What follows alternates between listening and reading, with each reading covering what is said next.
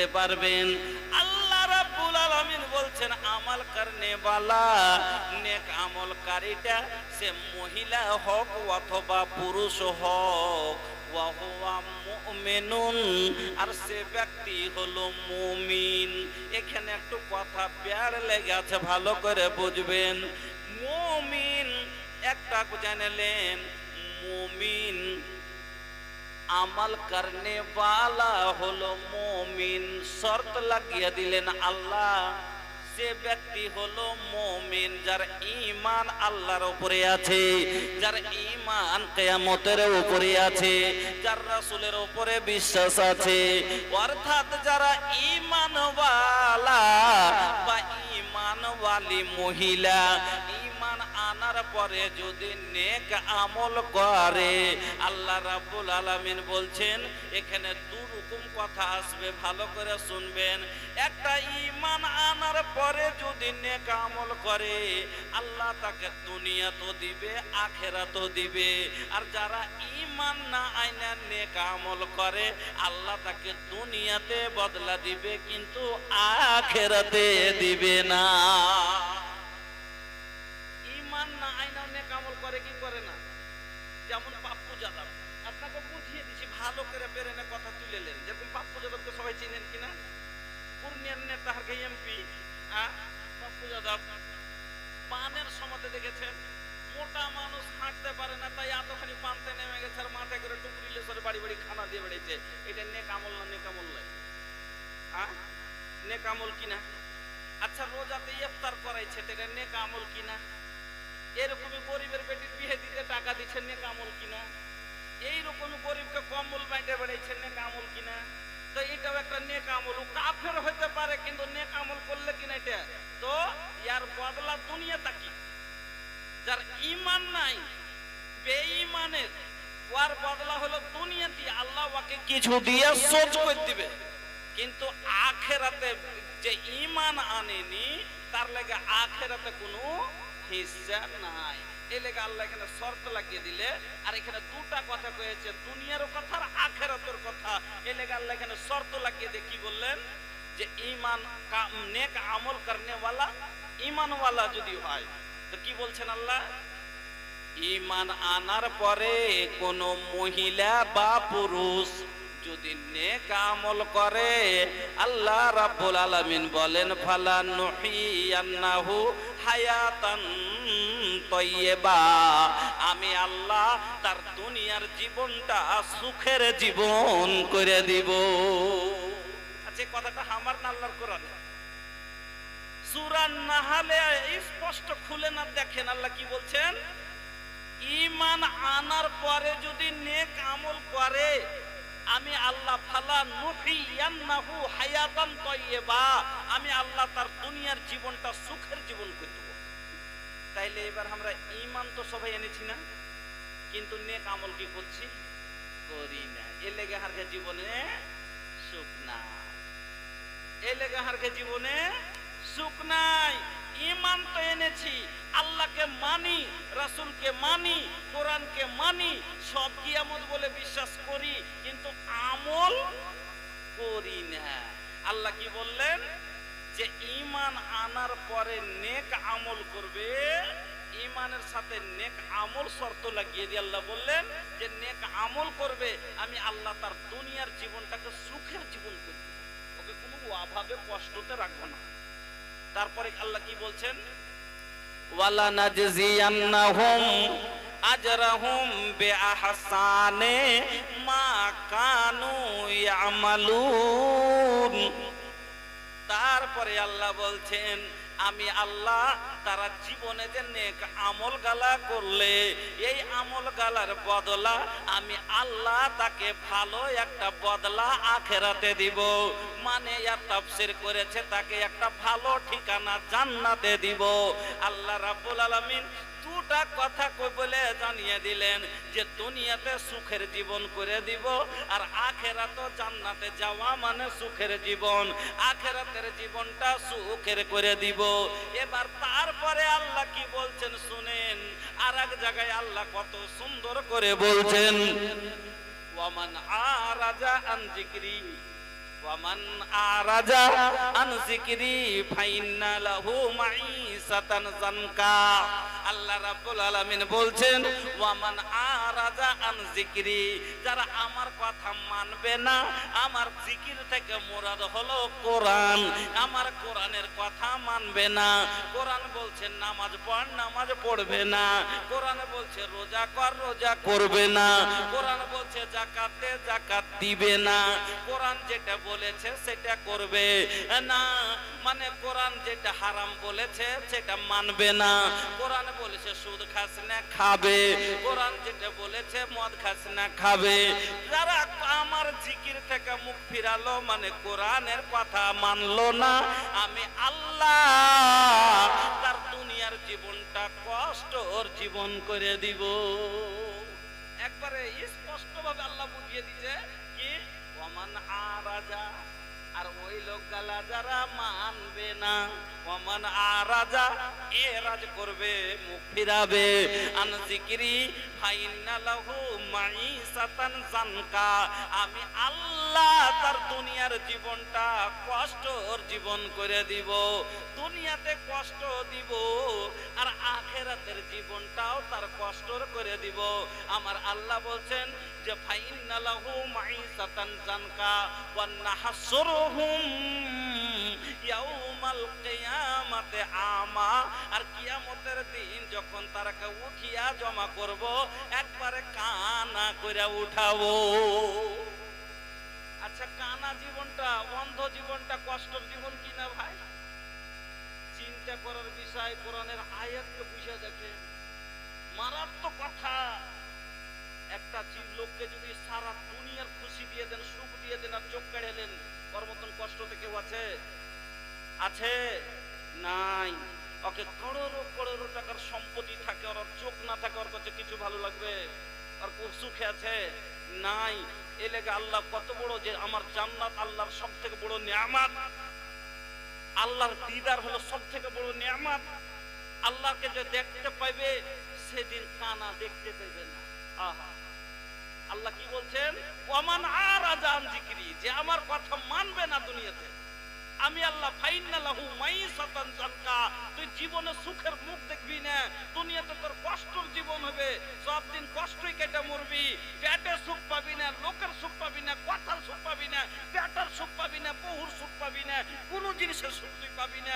দুনিয়াতে তুই কষ্টের জীবন কাটবি, আর কিয়ামতের দিন যখন তোকে উঠাবো, ওয়া নাহসুরুহুম, তোমাদেরকেও তাদেরকে যখন জমা করব, ইয়াউমাল কিয়ামাতে, কিয়ামতের দিন আমা, আমি আল্লাহ তাকে অন্ধ করে দেব। অন্ধ জীবন, কঠিন জীবন। আল্লাহু আকবার। তাইলে বুঝতে পারলেন, এক নাম্বার, যদি দুনিয়াতে সুখ চান, আখিরাতে সুখ চান, তাহলে পারে কি করতে হবে? ঈমান এনেছেন, আমল বেশি করতে হবে। ঈমান এনেছেন, আমল বেশি করতে হবে। এবার আসেন, দুই নাম্বার, গুনাহ হয়ে গেছে। দুই নম্বর হলো, যদি দুনিয়াতে সুখ চান আর আখিরাতে সুখ চান, তাইলে পারে আপনাকে নিজের গুনাহ থেকে তওবা করতে হবে। নিজের গুনাহ থেকে তওবা করতে হবে। কেন? আল্লাহ রাব্বুল আলামিন ফের বলছেন, এবার সূরা নূরটাকে ভালো করে দেখেন, আর কত সুন্দর করে আল্লাহ বয়ান করলেন যে কুল তুস্তাগফিরু রাব্বাকুম ইন্নাহু কানা গাফফারা ইরসালিস সামা আলাইকুম মিদরারা ওয়া ইউমদিদুকুম বিআমওয়ালিন ওয়া বানিনা ওয়া ইয়াজআলনাকুম জান্নাতিন ওয়া ইয়াজআলনাকুম আনহারা। আমার আল্লাহ বলছেন, কত সুন্দর কথা, ভালো করে বুঝে দেখেন। আল্লাহ বলছেন, বান্দা তুই দুনিয়াতে সুখ লিবি, আখিরাতে সুখ লিবি। যদি সুখের জীবন চাহিস দুনিয়া দুনিয়াতে, তাইলে শোন নিজের গুনাহ থেকে তওবা করেলে। আল্লাহ কি বলছেন? ইস্তাগফিরু রাব্বাকুম, তোমরা তোমার রবের কাছে আল্লাহর কাছে ইস্তেগফার করো। ইন্নাহু কানা গাফফারা, আল্লাহ ক্ষমাবান, তোমাকে ক্ষমা করে দিবে। ইউরসিলিস সামাআ আলাইকুম মিদরারা, আর আল্লাহ যখন আপনাকে মাফ করে দিবে, আল্লাহ আপনার উপরে খুশি হয়ে যাবে। যেটাই দোয়া করবেন সেটাই দোয়া কবুল হবে। মা পানির দরকার পড়েছে ভুট্টাতে, যেমনি আল্লাহকে বলবেন আল্লাহ ভুট্টা পটাইতে হবে, পানির জরুরি আছে, পানি দাও। আল্লাহ বলছেন ওয়াইরসালিস সামা আলাইকুম মিদরারা, আমি আল্লাহ সময় মতো তোমাকে পানি বর্ষিয়ে দিব। মেশিন দুহার দরকার নেই, এগুলো তো নিজের নিজের ব্যবহারের কারণে আজ মেশিন দুইতে দুইতে ঘাড়ে ঘরটা পড়লো। মেশিন দুইতে দুইতে ঘাড়ে ঘরটা পড়লো আপনার আমার ব্যবহারের কারণে। দরকার নাই আপনাকে জমিতে মেশিন ডুইতে হবে না, বোরিং গাড়তে হবে না। আল্লাহ কি বলছেন? দলিল দিবেন সহিহ বুখারীর হাদিস নাকি বলে না? একটা লোক রাস্তা দিয়ে চলেছে, প্রাচীন বনি ইসরাইলের ঘটনা। একটা লোক রাস্তা দিয়ে চলেছে, তো হঠাৎ করে আবর থেকে ওপর থেকে আওয়াজ আসছে, কি জানেন? সহিহ বুখারীতে হাদিস এসেছে, কি বলছে? ইসকে হাদিকাতা ফুলানি, একটা নাম ধরে কইছে, এই ফালনার বাগানে পানি দিয়ে দাও। ওপর থেকে গাইবি আওয়াজ আসছে, ইসকে হাদিকাতা ফুলান, নাম ধরে বলছে যে ফালনার বাগানে পানি পটিয়ে দাও।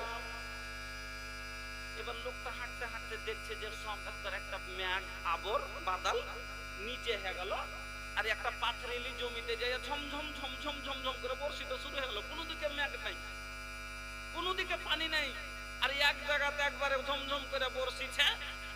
আর ওখানে একটা নালা করা আছে, নালা দিয়ে সম্পূর্ণ পানি এক নিজের মনে বইয়ে চলেছে একটা বাগানের দিকে। ও পিছে পিছে হাঁটতে শুরু করেছে। কে কার বাগান আর কে এ লোকটা যার নাম ধরে কইছে যে ফালনার বাগানকে পাঠিয়ে দাও?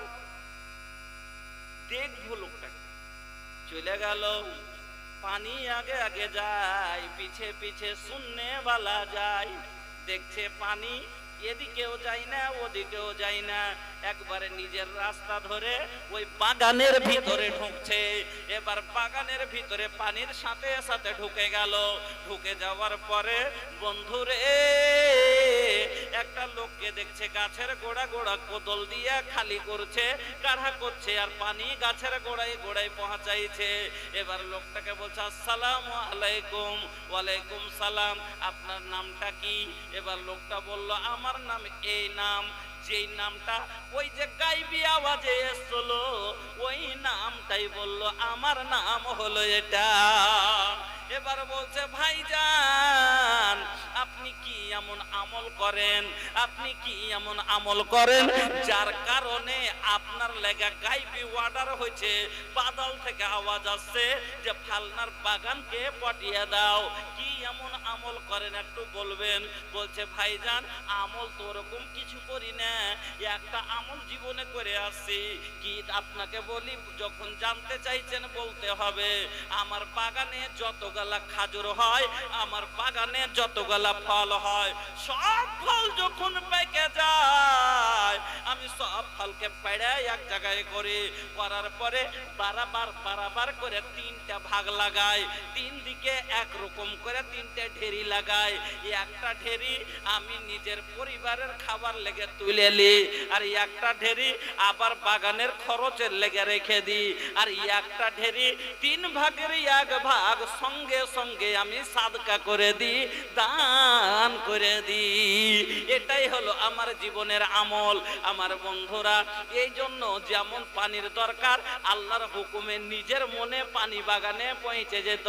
আর আজ আল্লাহ বলছেন ওসর 10 হিস্সার এক হিস্সা দে।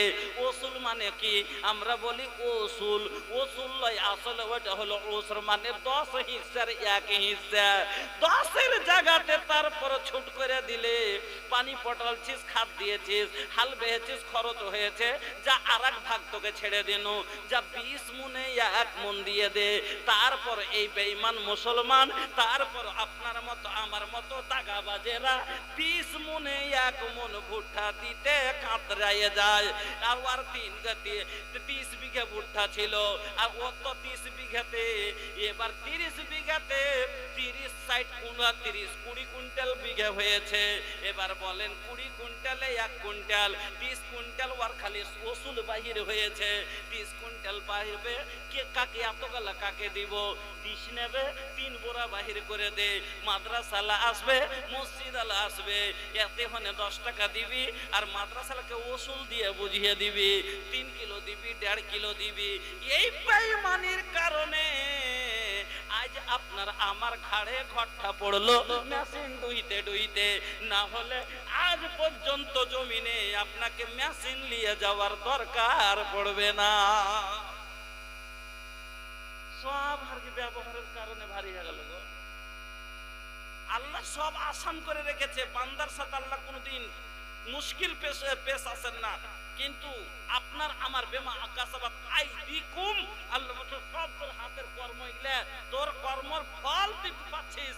আমার বন্ধুরা, আমার ভাইজানেরা, তাহলে বুঝা দেখেন, চিন্তা করেন। আমি আপনাকে বলতেছিলাম আল্লাহ কি বললেন, যে যদি তুই তওবা করে লিস তাহলে আমি আল্লাহ তোমাকে মাফ করে দিব, আর তোমার উপরে আকাশ থেকে বৃষ্টি বর্ষণ করব, আর তোমার লাগে বাগান সবজ বাগান উপজিয়ে দিব, আর তোমার ফসল ফলিয়ে দিব। এবার আপনি বলেন সময় মতো যদি ধানে পানি পাই, ধান বেশি হবে কিনা? 20 মণ বিঘা হবে কিনা? 5 বিঘা ধান লাগালছি, সময় মতো পানি আল্লাহ দিয়ে দিলে মেশিনের টাকা বেঁচে গেল, তেল পুড়াইতে হলো না, আর পানির টাকা বেঁচে গেল, আর ফসলও টাইমে টাইমে যখন পানি পাবে ফসলও ভালো হবে, তাইলে সুখ হবে। যদি ফসল প্রত্যেকবার ভালো হয়, জীবনে সুখ হবে কি হবে না? প্রত্যেকবার যদি সময় মতো আল্লাহ পানি দেয়, সময় সময়তে, আর ভালো ফসল হয়, তাইলে পারে সুখ হবে না? হবে না? বাড়তে সুখ হবে। এবার তারপর আল্লাহ বলছেন ওয়ায়ুমদিদুকুম বিআমওয়ালিন ওয়া বানিনা, আমি আল্লাহ তোমাকে মাল দিব আর আওলাদ দিব। এই কথাটা একটু ভালো করে বুঝে নিয়েন। একটা লোককে আল্লাহ খালি আওলাদ দিয়েছে, মাল দেয়নি, আর একটা লোককে আল্লাহ মাল দিয়েছে, আওলাদ দেয়নি। ভালো করে বুঝবেন। আচ্ছা, একটা লোকের 14টা খালি বেটা, আর বসার দিন হলো 3 কাঠা। এই সুখে আছে না দুঃখে আছে? দুঃখে আছে। একটা লোকের 45 বিঘা জমি, আর একটা ছেলে পেলেন নাই। এই সুখে আছে না দুঃখে আছে? দুঃখে আছে। রাইতে আর কোটি কোটি টাকা ব্যাংকে, আর ধান আর পালার ওর নাই, রাইতে ও সুখে আছে? রাইতে কি কট বলছে, এত ধান দিলেন তো জল দিলেন, এটা খাইবার লোক হয়ে গেল। আর ভিতর যে কত কষ্টতে আছে ওই জানে, সুখে নাই। আর একটা লোককে আল্লাহ 7টা বেটা দিয়েছে, 3টে বেটি দিয়েছে, আর মাত্র 3 কাঠা জমি কোন রকম বইসা আছে, বাপের পেয়েছে, এত অভাব। আর তারপরে 3 বেটা জুদা হয়ে গেল। সবাই পরিবার বড় হলে জুদা হবে কি হবে না? এবার জুদা হয়ে গেল, এক বেটাকে এক কোনা ধরালছে, আরেক বেটাকে আরেক কোনা ধরেছে, আরেকটা কইছে আমি জুদা হয়ে যাবো। জুদা হবি তো হইস না রে, হইস না। কোনটা হাইসেল করবে, কোনটা কি করবি? তোকে জায়গাটাই নাই, থাক সহে বইয়া থাক, কোনো দিকে একসাথে থাকবি, একটু দিয়ে দিহিদা বললে তো ওরঘেকন করে জায়গা হইলো, ওরঘেকন করে হইলো।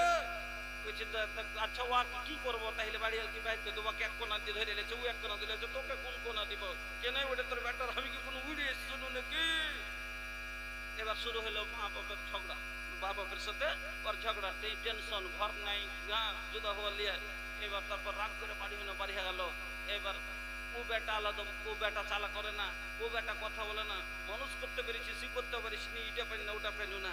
আচ্ছা, ও বেটা দেখে মুখ টাড়াইছে, বিছানে পড়ে আছে, কেউ তলাশ লেনে, নিজেরই জুটে না তো তোকে ফের কি দেখবো? কি কষ্টতে আছে না সুখে আছে? কষ্টতে আছে। ওর মতন কেউ কাঁদছে?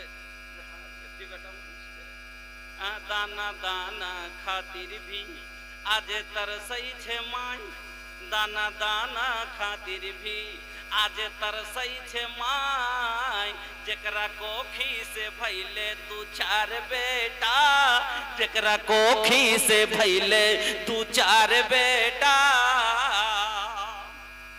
चारटा पांचटा बेटा থাকার পরও মা ভারী হচ্ছে তখন কেন সম্পত্তি নাই নিজের পাঁচটা পালা পশু করবো না তোকে দেখো তখন মা কষ্টতে পড়লো এ লেগে আল্লাহ কি বললেন ওয়ায়ুমদিদুকুম বিআমওয়ালিন ওয়া বানিনা আমি আল্লাহ তোকে মালও দিব আওলাদও দিব 50 বিঘা জমি আর 5টা বেটাও দিয়েছে এর মতন সুখে কেউ আছে 50 বিঘা জমি 25 বিঘা জমিও আছে আর 5টা আল্লাহ বেটাও দিয়েছে হ্যাঁ তো এবার তখন ও বেটা জুদা হলো 5 বিঘা পেয়েছে ও বেটাকে 5 বিঘা দিয়ে জুদা করেছে ও বেটার দুতলা বাড়ি ও বেটার একতলা বাড়ি নামাজ পড়ে বাড়ি হানে মসজিদ হানে বাড়ি চলতে আব্বা ফজরের নামাজ পড়ে বাড়ি আব্বা এদিকে আইসো গিয়েছে কাজু বাহির করে দিয়েছে মুঠে নিয়ে চাবাইতে চাবাইতে হাঁটছে আর এক বেটা কইছে আব্বা এদিকে আইসো ওখানে গেছে তখন একটা গরম গরম ডিম সিদ্ধ করে দিয়েছে মনটা খুশি হবে কি হবে না তাহলে ইয়ার আনন্দর কিছু কম আওড় আছে নাই এলেগে আল্লাহ বললেন তোকে মাল দিব আর সন্তানের কাঙ্গাল করব না কেন এই জীবন সুখের জীবন লয় আর আল্লাহ আমি তোকে আওলাদ দিব আর ধন দিব না দিয়েও পেরেশানিতে ফেলবো না আল্লাহ বলছেন ওয়ায়ুমদিদুকুম বিআমওয়ালিন ওয়া বানিনা আমি আল্লাহ তোমাকে মালও দিব আর আওলাদও দিব মালও আছে আওলাদ আছে তার সুখ মজাই মজা কিনা তো সুখ নিতে গেলে 2 নম্বর ওসুল হলো জীবনের গুনাহ থেকে তওবা করতে হবে এইভাবে যদি দুটাই হলে কি বলতে থাকি তো সময়ের দিকেও দেখতে হবে ফের নাকি 10:30 হয়ে গেল তো আপনারা ওয়াজ শুনবেন তো ওয়াজ শোনাবো তবে মই